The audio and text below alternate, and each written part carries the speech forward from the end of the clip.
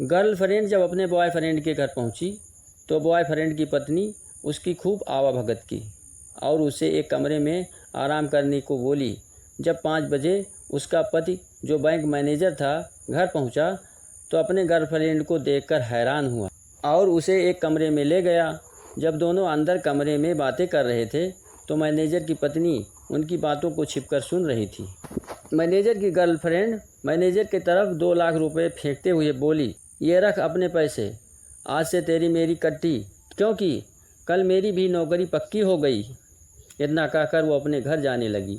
तभी मैनेजर की पत्नी मैनेजर से बोली, तू बड़ा कमीना है, मजबूर लड़कियों की मदद कर उनकी मजबूरी का फ़ायदा उठाता है।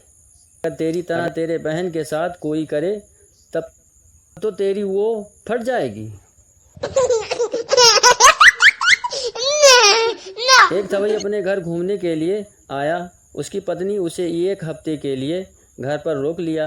अब गांव के लोग अपने घर के निर्माण के लिए उसके पास आने लगे। एक दिन थवई गुस्सा कर बोला, गांव की बेटी बुरहगनी नाम, तुम सब मेरे पीछे क्यों पड़े हो? गांव में 10 लोगों के यहाँ मैं काम कर चुका हूँ। हर कोई मेरे काम में आय भी निकाला है। मेरा दिल गांव से, इसलिए तो मैं दूसरे ज़िले में काम करने लगा। वहाँ पर मेरे काम की तारीफ़ होती है, लोग मुझे इज्जत देते हैं, पैसे भी एडवांस में देते हैं। मुझे गांव में अब काम करना ही नहीं। तभी उसकी पत्नी घर से बाहर आई और बोली, बेढंगे के पीछे क्यों पड़े हो? ले आओ बढ़िया से बढ़िया मिस्त्री। आज से जो गांव का आदमी मेरे घर आया तो खैर नहीं।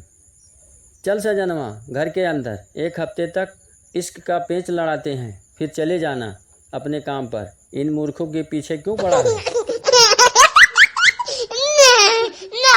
एक पहुंचा हुआ बाबा एक गांव में पहुंचा।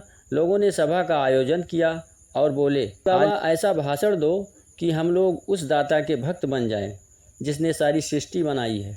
बाबा बोला, बच्चा 10 साल तक मैंने उस दाता के ऊपर भाषण दिया। लोग भाषण को बड़े चाव से सुने, लेकिन पुण्य का एक भी काम नहीं किए। इसलिए मैं अब भाषण के स्थान पर प्रैक्टिकल करवाता हूँ। सबसे पहले आप सब घर जाएं और स्नान करके सभा में आएं। आज उस दाता के दर्शन करने का नियम का प्रैक्टिकल कराऊंगा। कोई भी आदमी स्नान करने घर ना गया। बाबा बोला, से दाता नहीं मिलता, कर्म और से मिलता है। माफ़ करना, मैं इसी वक्त दूसरे गांव के लिए प्रस्थान करता हूँ।